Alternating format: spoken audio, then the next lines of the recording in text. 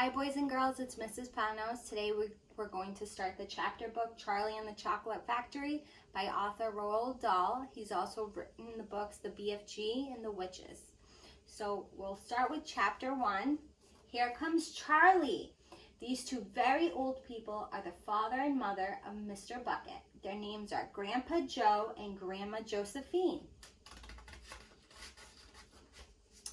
And these two very old people are the father and mother of Mrs. Bucket. Their names are Grandpa George and Grandma Georgina. This is Mr. Bucket. This is Mrs. Bucket. Mr. and Mrs. Bucket have a small boy whose name is Charlie Bucket. This is Charlie. How do you do? And how do you do? And how do you do again? He is pleased to meet you. The whole of this family, the 6 grown-ups, count them, and little Charlie Bucket lived together in a small wooden house on the edge of a great town. The house wasn't nearly large enough for so many people, and life was extremely uncomfortable for them all. There were only 2 rooms in the place altogether, and there was only 1 bed. The bed was given to the 4 old grandparents because they were so old and tired. They were so tired they never got out of it. Grandpa Joe and Grandma Josephine on this side, Grandpa George and Grandma Georgina on this side. Mr. and Mrs. Bucket and little Charlie Bucket slept in the other room upon mattresses on the floor. In the summertime, this wasn't too bad, but in the winter, freezing cold drafts blew across the floor all night long, and it was awful. There wasn't any question of them being able to buy a better house or even 1 more bed to sleep in. They were far too poor for that. Mr. Bucket was the only person in the family with a job. He worked in a toothpaste factory where he sat all day long at a bench and screwed the little caps onto the tops of the tubes of the toothpaste after the tubes had been filled.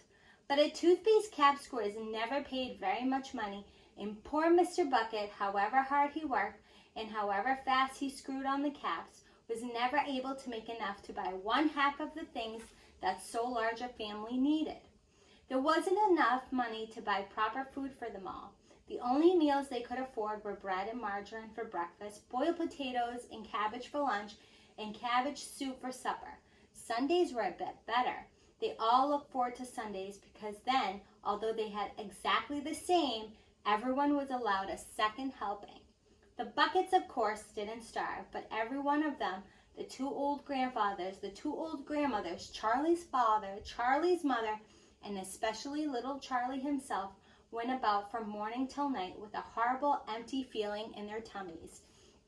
Charlie felt it worst of all, and although his father and mother often went without their own share of lunch or supper that they could give it to him, it still wasn't nearly enough for a growing boy. He desperately wanted something more filling and satisfying than cabbage and cabbage soup. The one thing he longed for more than anything else was chocolate. Walking to school in the mornings, Charlie could see great slabs of chocolate piled up high in the shop windows, and he would stop and stare and press his nose against the glass, his mouth watering like mad. Many times a day, he would see other children taking creamy candy bars out of their pockets and munching on them greedily, and that, of course, was pure torture. Only once a year on his birthday did Charlie Bucket ever get to taste a bit of chocolate. The whole family saved up their money for that special occasion, and when the great day arrived, Charlie was always presented with 1 small chocolate bar to eat all by himself. And each time he received it, on those marvelous birthday mornings, he would place it carefully in a small wooden box that he owned and treasured as though it were a bar of solid gold. And for the next few days, he would allow himself only to look at it, but never to touch it. Then at last, when he could stand it no longer, he would peel back a tiny bit of the paper wrapping at one corner to expose a tiny bit of chocolate, and then he would take a tiny nibble, just enough to allow the lovely sweet taste to spread out slowly over his tongue. The next day, he would take another tiny nibble, and so on and so on. And in this way, Charlie would make his 10-cent bar of birthday chocolate last him for more than a month. But I haven't yet told you about the one awful thing that tortured little Charlie, the lover of chocolate, more than anything else.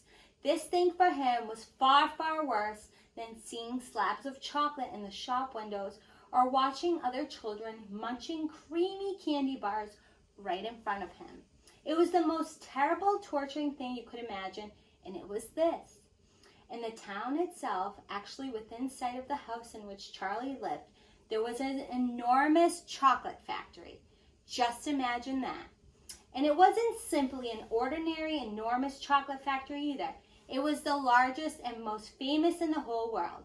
It was Wonka's factory, owned by a man called Mr. Willy Wonka, the greatest inventor and maker of chocolate that there has ever been. And what a tremendous, marvelous place it was. It had huge iron gates leading into it and a high wall surrounding it, and smoke belching from its chimneys and strange whizzing sounds coming from deep inside.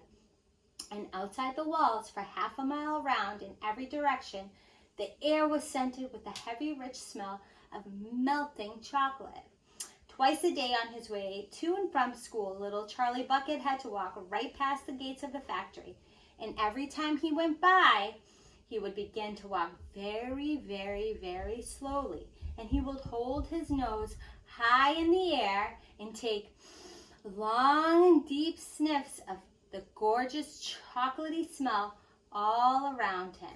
Oh, how he loved that smell. And oh, how he wished he could go inside the factory and see what it was like.